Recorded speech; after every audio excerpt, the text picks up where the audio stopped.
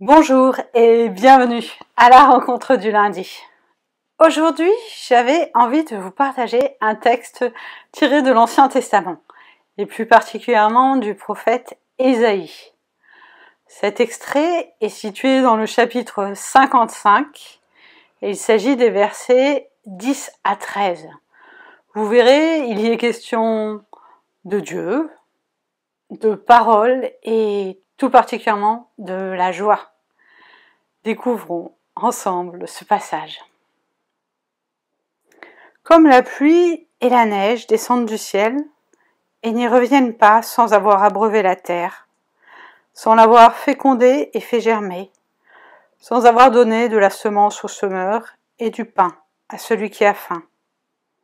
Ainsi en est-il de ma parole qui sort de ma bouche. Elle ne revient pas à moi sans effet, sans avoir fait ce que je désire, sans avoir réalisé ce pourquoi je l'ai envoyé. Oui, vous sortirez dans la joie et vous serez conduits dans la paix. Les montagnes et les collines éclateront en cris de joie devant vous, et tous les arbres des champs battront des mains. Au lieu des buissons poussera le cyprès, au lieu de l'ortie poussera le myrte. Ce sera pour le Seigneur un nom, un signe perpétuel, qui ne sera pas retranché. Le cycle de la nature, avec la pluie qui tombe et qui fait germer les plantes, tout cela nous est familier. On l'apprend à l'école justement, en cette période de rentrée. Mais le Seigneur, lui, fait germer dans notre monde des fruits par sa parole. Et c'est tout autant des sources de joie que d'encouragement.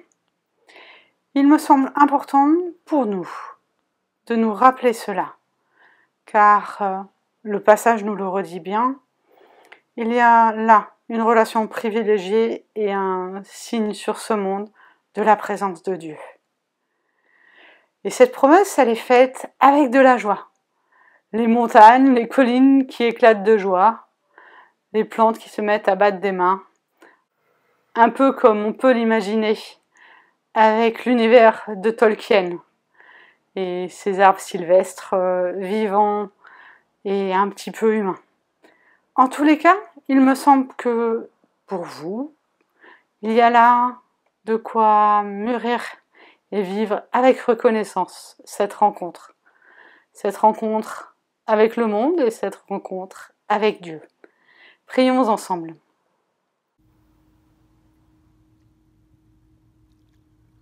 Seigneur, je veux te remettre cette semaine qui s'ouvre. Garde chacun d'entre nous. Oui, avec les mots du prophète, je reconnais que la joie est un moteur fort et que il est bon de se souvenir que tout vient de toi. Seigneur, que les mots que tu as pour nous